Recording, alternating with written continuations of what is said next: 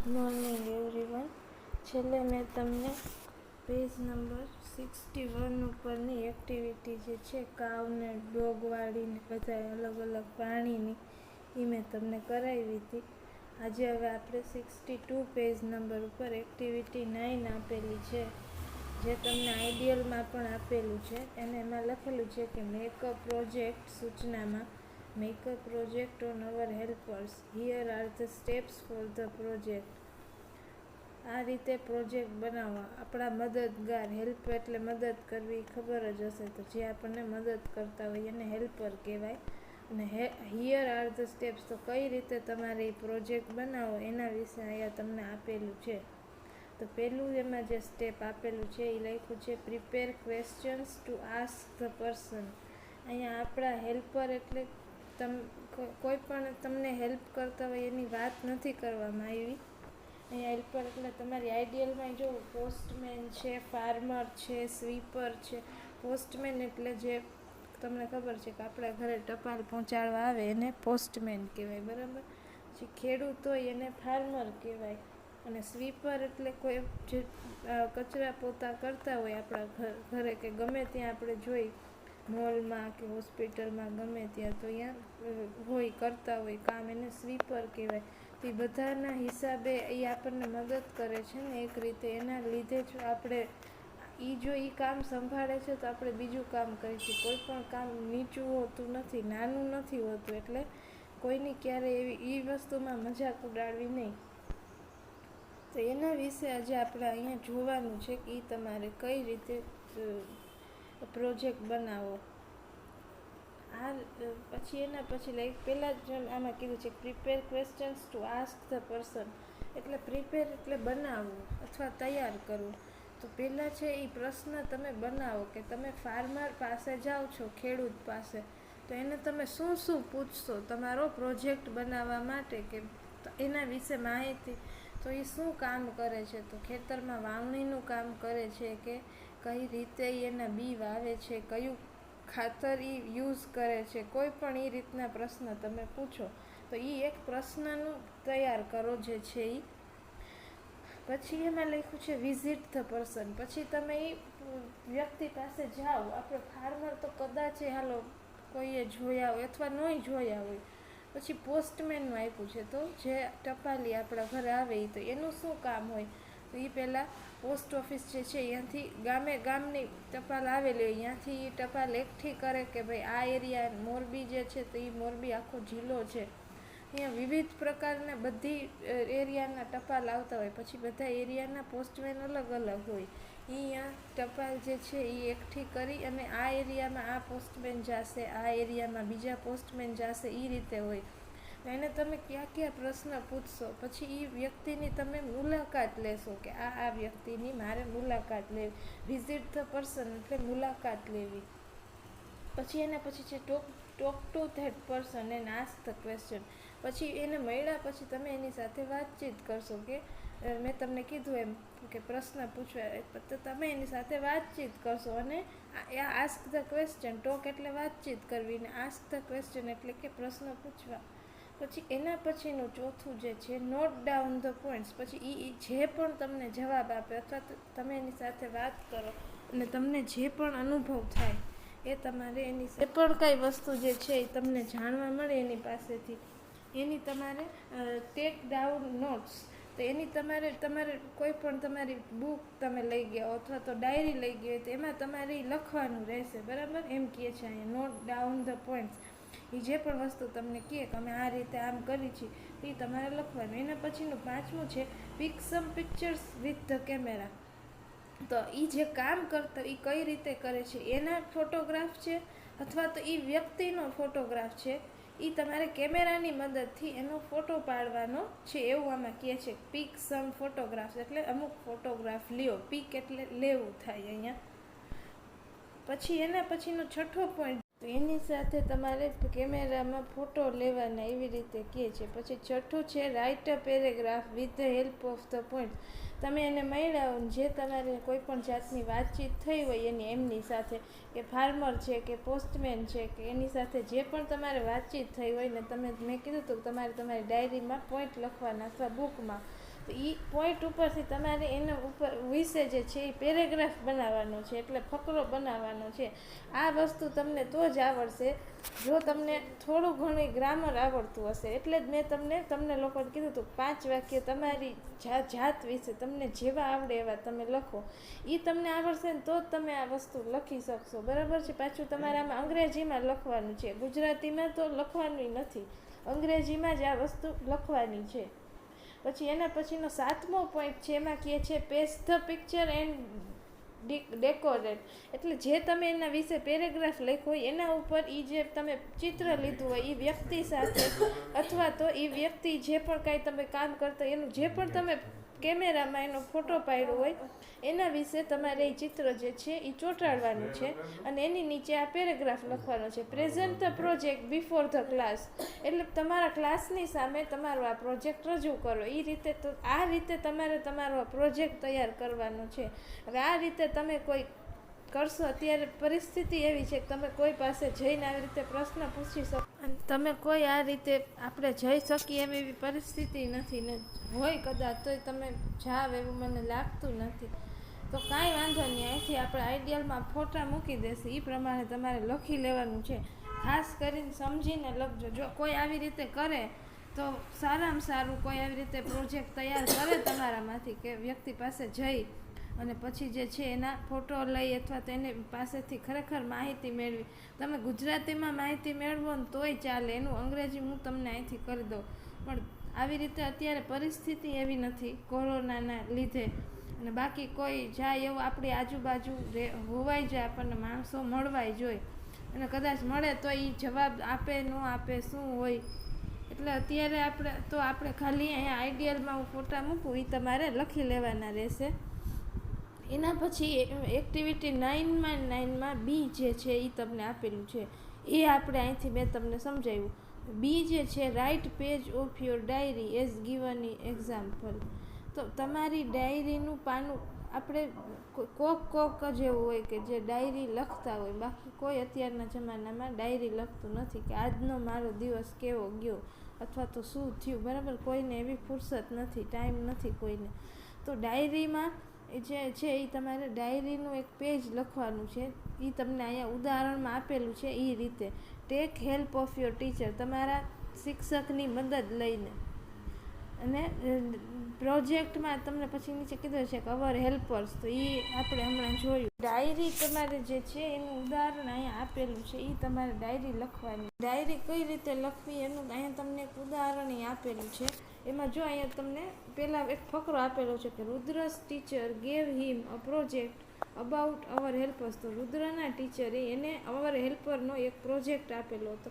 Rudra went to a hair parlour. Rudra જે છે એ હેર પાર્લરમાં ગયો. He thought that a barber is a great help to the society. એને એવો વિચાર આવ્યો કે જે વાળંદ છે એ વાળંદ બધાની બહુ મદદ કરે છે, સોસાયટી એટલે સમાજમાં. So he asked the barber some questions. એટલે એને વાળંદને અમુક પ્રશ્નો પૂછ્યા. And collected the information about the barber's life. વાળંદને અમુક પ્રશ્ન પૂછી, વાળંદના જીવન વિશે એને અમુક ઇન્ફોર્મેશન એટલે કે માહિતી જે છે એ એકઠી કરી. He wrote about the barber in his diary. એને એની બાર્બર વિશે જે છે એની ડાયરીમાં લખ્યું. Read the page of his diary. એની ડાયરીનું આ પન્નું તમે વાંચો. પેજ એટલે કે પાનું. અહીંયા તમને આપેલું છે 26 જુલાઈ 2013 ફ્રાઈડે. તો જો એને આજની એટલે જે પણ તારીખે એને આ લખ્યું છે માહિતી, એના વિશે એને એની તારીખ લખેલી છે. નીચે લખેલું છે ફ્રાઈડે એટલે વાર લખેલું છે. Today I went for a hair cut. આજે હું વાળ કપાવવા માટે ગયો હતો. જો કોઈ પણ તમે ડાયરી લખો ને એ વસ્તુ હંમેશા યાદ રાખવાની કે એ વસ્તુ હંમેશા ભૂતકાળમાં જ આવશે, ભવિષ્યકાળમાં કે વર્તમાન કાળમાં મોટા ભાગે આવે નહીં. કેમ કે જે ઘટના બની ગઈ છે ઓલરેડી એના વિશે તમે લખો છો, તો બની ગયેલી ઘટના વિશે તમે લખો છો તો એ હંમેશા ભૂતકાળમાં આવશે. એ વસ્તુ યાદ રાખજો ખાસ. આમાં આને લખેલું છે કે I went for a hair cut. તો હું વાળ કપાવવા માટે ગયો હતો. ધેર આઈ મેટ કિશોર કાકા ધ બાર્બર. તો ત્યાં હું કિશોર કાકા વાળંદ છે એને મળ્યો. વાળંદનું નામ છે કિશોરભાઈ એટલે આને કિશોર કાકા કીધું છે. I always wanted to become a barber from the age of 13. હવે આ કિશોર કાકા કહે છે કે મારે હંમેશાથી નાનો હતો 13 વર્ષનો ત્યારથી મારે વાળંદ જ બનવું તું, બરાબર છે. તો એની વાત કરે તો કિશોર કાકાને નાનપણથી 13 વર્ષના હતા ત્યારથી જ એને છે ને વાળંદ જે છે એ બનવું હતું, એવું અહીંયા એ કિશોર કાકા એ રુદ્રને કીધું છે ને રુદ્ર એની ડાયરીમાં આ વસ્તુ લખેલી છે. ધીઝ વર્ડ સજેસ્ટેડ ધેટ કિશોર કાકા likes his work very much. આ શબ્દો દેખાડે છે કે કિશોર કાકાને એનું કામ જે છે એટલે એ વાળંદનું જે કામ કરે છે એને બહુ ગમે છે. He cuts people's hair for 25 years. 25 વર્ષથી લોકોના વાળ કાપે છે. તો આજે મેં તમને કીધું કે વાળંદ જે છે એ અવર હેલ્પરમાં જ આવશે. His 2 sons also help him in his profession. તો એના જે આ ધંધો છે અથવા એનો બિઝનેસ છે એમાં એના 2 દીકરાઓ છે એ પણ એને મદદ કરે છે. Both have unique hairstyle and beard. બેય જે છે એના દીકરા એને યુનિક એટલે કે નવીન અલગ જ જાતની હેરસ્ટાઇલ એટલે કે એની હેરસ્ટાઇલ અલગ છે. યુનિક એટલે બધાયથી અલગ, ડિફરન્ટ. એન્ડ બિયર્ડ એટલે કે દાઢી. અત્યારે બહુ ક્રેઝ છે એવો અલગ અલગ પ્રકારની બિયર્ડ રાખતા હોય ને છોકરાઓ જે છે એ હેરસ્ટાઇલ રાખતા હોય ને, તો એની જ અહીંયા વાત કરી છે કે બે એના દીકરા જે છે એને અલગ જ પ્રકારની હેરસ્ટાઇલ છે અને અલગ જ પ્રકારની દાઢી છે, એવું અહીંયા કીધેલું છે. તો રુદ્રએ કિશોર કાકા સાથે વાત કરી. મેં તમને અહીંયા જો આગળનું જે આપણે એક્ટિવિટી એ જોઈ હતી ને એમાં હતું કે તમે એની પાસે જાઓ, એની સાથે વાતચીત કરો, પછી એને તમે નોંધો તમારી ડાયરીમાં કે તમારી નોટબુકમાં પોઈન્ટ, અને એના ઉપરથી તમે ફકરો લખો. તો આ રુદ્રએ એના ફકરો તો નથી લખ્યો પણ એને એની ડાયરીમાં નોંધ્યું છે કે આજે હું આમ મેં કર્યું, આ પ્રવૃત્તિ મેં કરી, બરાબર. તો એ વિશે એને રુદ્રએ અહીંયા લખેલું જે છે એ અહીંયા આપેલું છે. તો તમે આવી રીતે તમને અહીંયા આખું એક ઉદાહરણ મળી ગયું કે આ તમારે પ્રોજેક્ટ કઈ રીતે જો કોઈને બનાવવો હોય તો આ બધો પ્રોજેક્ટ જે છે એ તમારે આ રીતે કરવાનો રહેશે, એવું અહીંયા કહેવામાં આવેલું છે. તો ખાસ કરીને તમે આ સરખી રીતે સમજી લેજો અને જોઈ લેજો કે આ રીતે કોઈ પણ પ્રોજેક્ટ જો તમે બનાવો છો તો એ આ રીતે કોઈ પણ વ્યક્તિ તમે પોસ્ટમેન વિશે, ફાર્મર વિશે આમાં નથી આપેલા એવા વિશે તમે, દાખલા તરીકે મોચી જે છે એ અવર હેલ્પરમાં આવશે. પછી હજી ઘણા બધા હોઈ શકે, બધાય આપણા અવર હેલ્પરમાં જ આવે. તો એના વિશે તમારે પ્રોજેક્ટ બનાવવાનો છે જો તમારે બનાવવો હોય તો. બાકી તમે આમાંથી જોઈને આઈડિયલમાંથી જોઈને લખી નાખો તો કોઈ પ્રોબ્લેમ નથી. પણ અત્યારે મેં તમને કીધું એ પ્રમાણે પરિસ્થિતિ એવી છે અને આપણી આસપાસ કોઈ હોય ન હોય, અત્યારે કોઈને પણ મળવામાં બહુ બધું જોખમી છે. કોઈને પેરેન્ટ્સ મોટા ભાગે એગ્રી, અને સાચી જ વાત છે અત્યારે બહુ બધાય બહાર નીકળવું સેફ નથી. છતાંય તમે ક્યાંકથી ઇન્ફોર્મેશન કલેક્ટ કરી, અમુક જણાએ સરસ મેં કીધું હતું કે હોળી વિશે પત્ર લખવાનો તમારી રીતે, અમુક જણાએ નેટમાંથી કરીને લખ્યું હતું, વાંધો નહીં, પણ તમે તમારી રીતે લખતા શીખો. આનો મોટો જે છે આનો ધ્યેય એ જ છે, બરાબર. પછી પેજ નંબર 63 ઉપર બાકી રહેલું જે છે એ આપેલું છે તમને. તો પેજ નંબર 63 છે આ. કિશોર કાકા always wear an apron and cuts hair. તો કિશોર કાકા જે છે એ તમે વાળંદ પાસે જાઓ તો તમને ઓલું પહેરાવે કે તમારા વાળ જે છે એ તમારા કપડામાં ન ખરે, અને એ જે તમને પહેરાવેલું હોય એપ્રન એમાં જ ખરે ને. વાળંદ જે છે એ પોતે એવું એપ્રન પહેરે. તો આ એની વાત કરી છે. કિશોર કાકા હંમેશા એક એપ્રન પહેરીને પછી વાળ કાપે છે. He likes the snipping sound of scissors. તમે વાળ કાપો ત્યારે ખચ ખચ ખચ એવો કાતરનો અવાજ આવે તો એ એને બહુ ગમે છે. પછી પેરેગ્રાફ અહીંયા પડે છે બીજો. કિશોર કાકા starts work at 10 AM and ends at 10 PM. સવારે 10 વાગે ચાલુ કરે છે અને રાત્રે 10 વાગે પૂરું કરે છે, બરાબર. He can't close the shop before 10. રાતના 10 વાગ્યા પહેલાં એ ક્યારેય એની દુકાન જે છે એ બંધ કરતા નથી, એવું અહીંયા કહેવામાં આવેલું છે. Sometimes he has to work till 11 PM. ક્યારેક તો એ રાતે 11 વાગ્યા સુધી દુકાન ચાલુ રાખે છે અથવા તો કામ કરે છે. Because he is known for his skills. એ એની આવડત માટે વખણાય છે. માણસોને એમ જ હોય કે આપણે ભલે મોડું કરવું પણ સારું કરવું. તો કિશોર કાકા પાસે આવડત છે ને ક્યારેક એટલા જ માટે માણસોને એમ હોય કે મારે આ વસ્તુ તો અહીંયા જ કરાવી છે એમ. એટલે 11 વાગ્યા સુધી ક્યારેક તો એનું કામ એ ચાલુ રાખે છે અથવા તો દુકાન ખુલ્લી રાખે છે એની. મેની કસ્ટમર્સ બીકમ કિશોર કાકાસ ફ્રેન્ડ્સ. ઘણા બધા એના કસ્ટમર, એના ગ્રાહકો છે એ કિશોર કાકાના મિત્ર પણ બની ગયા છે. They never go to other barber. તે લોકો ક્યારેય બીજા વાળંદ પાસે જતા નથી, હંમેશા કિશોર કાકા પાસે જ જાય છે. કિશોર કાકા does not even close the shop during the lunch time. Lunch time એટલે મોટા ભાગે 2 થી 4 લંચ ટાઈમ કહેવામાં આવે. મોટા ભાગે કોઈ પણ દુકાને તમે જાઓ તો બંધ હોય, મોટા ભાગની દુકાન બંધ હોય, અમુક ખુલ્લી હોય. તો લંચ ટાઈમ દરમિયાન પણ જે છે કિશોર કાકા એની દુકાન બંધ રાખતા નથી, હંમેશા કિશોર કાકા એની દુકાન ચાલુ જ રાખે છે. ખાલી સવારે 10થી એકવાર એની દુકાન ચાલુ થઈ ગઈ પછી એ ક્યારેય દુકાનમાં બંધ કરતા નથી, એની દુકાન ચાલુ જ હોય છે. His wife comes with a tiffin. એની પત્ની જે છે એની વાઇફ એને ટિફિન દેવા આવે છે, ન્યાજી જમે છે, ક્યારેય એની દુકાન બંધ રાખતા નથી. કિશોર કાકા and his sons take the lunch one by one. એક પછી એક એના 2 દીકરા અને કિશોર કાકા પોતે જે છે એ એક પછી એક એનું જે છે લંચ કરે છે, એટલે બપોરનું જમવાનું જે છે એ ખાય છે.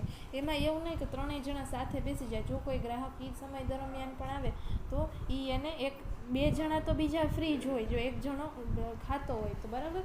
એ અહીંયા એટલું બધું એનું ધ્યાન રાખે છે કે કોઈ પણ દુકાને અમારી દુકાને કોઈ પણ ગ્રાહક આવે તો એ એનું કામ કર્યા વગર પાછું ન જાય. તો 1 બાય 1 એ લોકો એનું એક પછી એક જે છે એ રીતે એનું એ લોકો ખાય છે બપોરનું જમવાનું. After the lunch they clean the floor.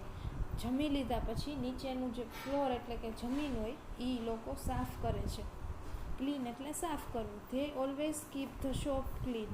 એ હંમેશા દુકાન જે છે એ ચોખ્ખી રાખે છે. શોપ એટલે અહીંયા દુકાન, તો ઓલવેઝ એટલે કે હંમેશા એની દુકાન જે છે એ ચોખ્ખી રાખે છે. લાસ્ટ યર કિશોર કાકા won the best barber contest. ગયા વર્ષે કિશોર કાકા જે છે એને બેસ્ટ બાર્બરની કોન્ટેસ્ટ એટલે કે પ્રતિયોગિતા એટલે કે કોમ્પિટિશન એને જીતી હતી બેસ્ટ બાર્બરની, બરાબર છે. તો કિશોર કાકા એટલું બધું આનું ધ્યાન, કોઈ પણ વસ્તુ આપણને એમને મળતી નથી, ગમે એ વસ્તુ આપણે મેળવવી હોય તેના માટે હંમેશા આપણે મહેનત કરવી પડે છે. તો કિશોર કાકા 10થી 10 દુકાન ખુલ્લી રાખે. લંચ ટાઈમમાં એ લોકો બ્રેક નથી લેતા, હંમેશા ખુલ્લી જ રાખે છે દુકાન. એકવાર ખુલે પછી એ લોકો બ્રેક લેતા નથી, સીધો રાત્રે 10 વાગે, ક્યારેક તો 11 વાગ્યા સુધી પણ એ લોકો કામ કરતા હોય છે. તો એટલા માટે જ એને બેસ્ટ બાર્બરનો એવોર્ડ મળ્યો હશે. પછી છે કિશોર કાકા cuts hair and talks with the customers. Kishore કાકા વાળ કાપતા જાય અને એના ગ્રાહકો સાથે વાતો પણ કરતા જાય. He keeps different scissors and combs in the pocket of his apron. એના એપ્રન જે છે એમાં એક ખીચું હોય, કદાચ તમે વાળંદ પાસે બધા મોટા ભાગે ગયા જ હોય તો તમે જોયું હોય. તો અલગ અલગ પ્રકારની કાતરો અને અલગ અલગ પ્રકારના દંતિયા એ કિશોર કાકા જે છે એની પાસે રાખે છે. એના એપ્રનનું જે ખીચું છે એમાં એ રાખે છે. પછી હી એન્જોયસ હિઝ વર્ક. એને એનું કામ કરવું બહુ ગમે છે. એન્જોય કરવું એટલે એને બહુ મજા આવી એમ. He earns a good amount of money in a month. એક મહિનામાં એ સારા એવા પૈસા કમાઈ લે છે. ગુડ અમાઉન્ટ ઓફ મની એટલે કે સારા એવા પૈસા. તો એ જે એનું કામ જે છે એ કરવું એને ગમે છે ને એમાંથી જે પૈસા કમાય છે, બરાબર. તો એ સારામાં સારી વસ્તુ કહેવાય કે તમારી ગમતી પ્રવૃત્તિમાંથી તમે પૈસા કમાઈ શકો. બધા આવા ભાગ્યશાળી હોતા નથી દુનિયામાં. તો આ જે છે રુદ્રએ અહીંયા એના વાળંદ વિશે માહિતી લખેલી છે અહીંયા, બરાબર. મેં તમને અહીંયા આપણે જે મેં વસ્તુ તમને કીધી એક્ટિવિટી એમાં એ જ વસ્તુ અહીંયા છે કે કોઈ પણ વ્યક્તિ વિશે તમે માહિતી એકઠી કરો, એનો ફોટોગ્રાફ લ્યો અને પછી એના નીચે જે છે એ તમે પેરેગ્રાફ સ્વરૂપે એને લખો. અહીંયા આઈડિયલમાંથી તો આપણે ફોટા મોકલશું, છતાંય આઈડિયલમાં નથી કે આમાંય નથી એવું કોઈ એક હેલ્પર તમે લઈ એના વિશે અંગ્રેજીમાં 4 થી 5 વાક્ય જેવું તમને આવડે એવું તમે લખવાનો પ્રયત્ન કરજો, તો સારામાં સારું, બરાબર છે. તમારા માટે એ સારામાં સારું રહેશે ને એ મને આશા છે કે તમે એ વસ્તુ લખશો, બરાબર. અહીંયા આપણો એક્ટિવિટી 9 જે છે એ પૂરી થાય.